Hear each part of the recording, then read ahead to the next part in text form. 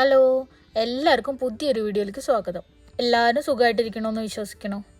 ഒരു സദ്യ കംപ്ലീറ്റ് ആവണമെങ്കിൽ ചോറും കറികളും മാത്രം പോരല്ലോ, പായസം കൂടി വേണ്ടേ? അപ്പം നമുക്ക് ഇന്നൊരു പായസം ഉണ്ടാക്കാം. എല്ലാവരും പെട്ടെന്ന് ഉണ്ടാക്കാൻ പറ്റുന്ന ഒരു പായസമായിട്ട് തിരഞ്ഞെടുക്കുന്നത് സേമിയ പായസമല്ലേ. നമുക്കിന്ന് സേമിയ പായസം പാലടയുടെ ടേസ്റ്റിലൊന്നും ഉണ്ടാക്കി നോക്കിയാലോ? പാലിഷ്ടമില്ലാത്ത കാരണം കൊണ്ട് സേമിയ പായസം ഞാൻ കഴിച്ചിരുന്നില്ല ആദ്യം. എനിക്ക് പാലിൻ്റെ ഒരു പച്ച ടേസ്റ്റ് വരണ പോലെ തോന്നുമായിരുന്നു. പക്ഷെ പാലട കഴിക്കായിരുന്നു കേട്ടോ. ഇപ്പോൾ ഞാൻ സേമിയ പായസം കഴിക്കാറുണ്ട് ഇങ്ങനെ ഉണ്ടാക്കുമ്പോൾ. ഈ പായസം കഴിച്ചിട്ടുണ്ടെങ്കിൽ നമുക്ക് പാലട കഴിക്കുന്ന ഒരു ഫീല് വരും. അപ്പോൾ നമുക്ക് ഉണ്ടാക്കാൻ തുടങ്ങാം. അതിന് വേണ്ടിയിട്ട് ഞാനിവിടെ ഒരു ചെറിയ കപ്പ് സേമിയ എടുത്തിട്ടുണ്ട്. ഇത് സാധാരണ നമ്മൾ പായസം വെക്കുന്ന സേമിയ അല്ല കേട്ടോ. ഇവിടെ UAE-യിലൊക്കെ എല്ലാ സൂപ്പർ മാർക്കറ്റിലും ഇതുപോലെ തിന്നായിട്ടുള്ള സേമിയ കിട്ടും. ഞാനിപ്പോൾ ഇതുകൊണ്ടാണ് ഉണ്ടാക്കാറ്. ഇത് റോസ്റ്റഡ് സേമിയ ആയ കാരണം കൊണ്ട് നമുക്കിത് വറക്കേണ്ട കാര്യമില്ല. നിങ്ങൾക്ക് വേണമെങ്കിൽ സാധാരണ സേമിയയിലും ഉണ്ടാക്കാം. ഇനി നമുക്ക് വേണ്ടത് 1 ലിറ്റർ പാലാണ്. ഞാനിവിടെ ഫുൾ ക്രീമുള്ള പാലാണ് കേട്ടോ എടുത്തിട്ടുള്ളത്. 1 ലിറ്റർ പാലിൻ്റെ കൂടെ നമ്മൾ ഒരു 1/2 ലിറ്റർ വെള്ളം കൂടെ ചേർക്കും.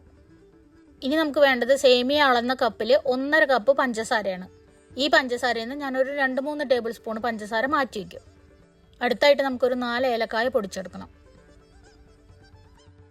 ഇനി നമുക്ക് പായസത്തിൽ ചേർക്കാൻ വേണ്ടിയിട്ട് കുറച്ച് അണ്ടിപ്പരിപ്പും മുന്തിരിയും കൂടെ വേണം. ഇനി നമുക്ക് ഉണ്ടാക്കാൻ തുടങ്ങാം. അതിനായിട്ട് ഞാനിവിടെ നല്ലോണം കഴുകി വൃത്തിയാക്കിയിട്ടുള്ള ചുവട് കട്ടിയുള്ള ഒരു പാത്രം എടുത്തിട്ട് അത് ചൂടാക്കി അതിലേക്ക് കുറച്ച് നെയ്യ് ഒഴിച്ചു കൊടുത്തു.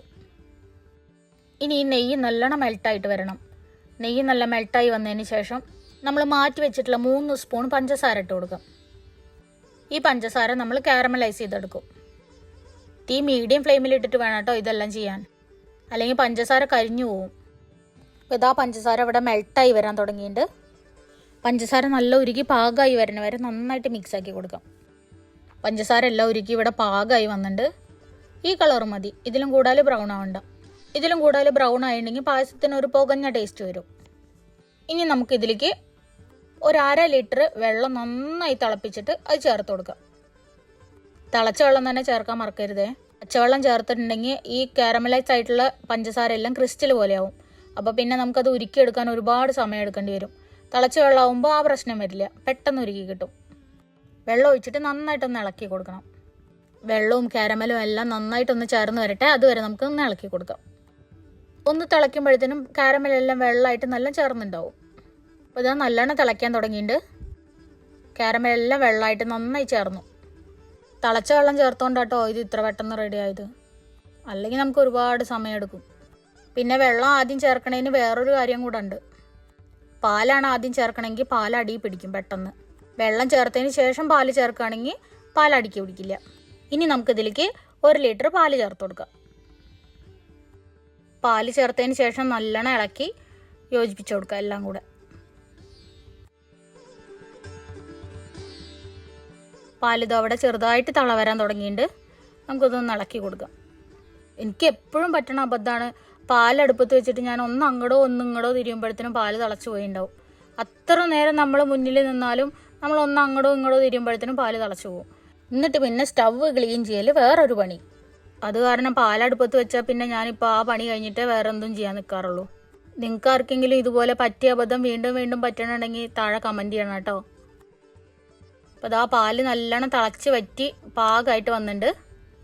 ഇനി അതിലേക്ക് നമുക്ക് എടുത്തു വെച്ചിട്ടുള്ള 1 കപ്പ് സേമിയ ചേർത്ത് കൊടുക്കാം. സേമിയ ചേർത്തിട്ട് നന്നായിട്ടൊന്ന് ഇളക്കി കൊടുക്കാം. ഈ സേമിയ വളരെ കനം കുറഞ്ഞ സേമിയ ആയ കാരണം കൊണ്ട് വേവാൻ അധികം സമയമൊന്നും എടുക്കില്ല കേട്ടോ.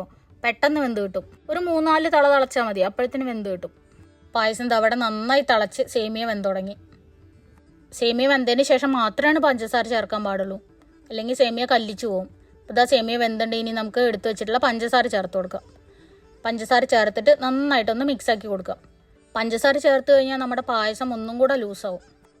ഇനി അത് കുറുകാൻ വേണ്ടിയിട്ട് ഒരു 2-3 തളയും കൂടെ ഒന്ന് തിളപ്പിച്ചെടുക്കാം. പായസം അവിടെ ചെറുതായിട്ട് തിള വരാൻ തുടങ്ങിയിട്ട് ഒന്നും കൂടെ ഒന്ന് നന്നായി തിളച്ച് വരട്ടെ. പായസം 2-3 പ്രാവശ്യം നന്നായി തിളച്ച് വന്നു. ഇനി നമുക്ക് ഫ്ലെയിം ഓഫ് ആക്കാം. ഫ്ലെയിം ഓഫ് ആക്കിയതിന് ശേഷം നമ്മൾ എടുത്തു വെച്ചിട്ടുള്ള ഏലക്കായ പൊടിച്ചത് പായസത്തിലേക്ക് ചേർത്ത് കൊടുക്കുക. ഇനി കുറച്ച് അണ്ടിപ്പരിപ്പും മുന്തിരിയും കൂടെ നെയ്യിൽ വറുത്ത് ചേർത്താൽ നമ്മുടെ പായസം റെഡി. അതിന് വേണ്ടിയിട്ട് ഞാനിവിടെ ഒരു ചട്ടി എടുത്ത് ചൂടാക്കി അതിൽ കുറച്ച് നെയ്യ് ഒഴിച്ചിട്ട് കുറച്ച് അണ്ടിപ്പരിപ്പ് ഇട്ട് കൊടുത്തു. അണ്ടിപ്പരിപ്പ് മൂത്ത് ചെറുതായിട്ടൊന്ന് കളറ് മാറി വരുമ്പോൾ നമുക്കതിലേക്ക് ഉണക്കമുന്തിരി ചേർത്ത് കൊടുക്കാം. അപ്പോൾ ഇതാ നമ്മൾ ഉണക്കമുന്തിരി ചേർത്തു. ഇനി ഇതൊന്ന് നന്നായിട്ട് ഇളക്കി കൊടുക്കാം. ഇനി അണ്ടിപ്പരിപ്പും മുന്തിരിയും കൂടെ നന്നായി കിടന്ന് മൂത്ത് വരണം. അണ്ടിപ്പരിപ്പും മുന്തിരിയും ഇവിടെ പാകമായിട്ട് വന്നിട്ട് ഇനി നമുക്കിത് നെയ്യോടുകൂടി പായസത്തിൽ ചേർക്കാം. അപ്പോൾ ഇതാ നമ്മുടെ അടിപൊളി സേമിയ പായസം ഇവിടെ റെഡി ആയിട്ടുണ്ട്. ഇനി പാലിൻ്റെ ചുവ കാരണം കൊണ്ട് സേമിയ പായസം കഴിക്കാൻ ഇഷ്ടമില്ലാത്ത ആൾക്കാർ ഇതുപോലൊന്നും ഉണ്ടാക്കിയിട്ട് കഴിച്ചു നോക്കണേ. കഴിച്ചു നോക്കിയിട്ട് ഫീഡ്ബാക്ക് എന്താണെന്നുള്ളത് കമൻറ്റ് ചെയ്യണം കേട്ടോ. നല്ല അടിപൊളി ടേസ്റ്റുള്ളൊരു പായസമാണ്. ഇപ്രാവശ്യത്തെ ഓണത്തിന് ഇതുപോലൊന്നും ഉണ്ടാക്കി നോക്കൂ. അപ്പോൾ ഇനി പുതിയൊരു വീഡിയോയിൽ വീണ്ടും കാണുന്നവരെ ബായ്.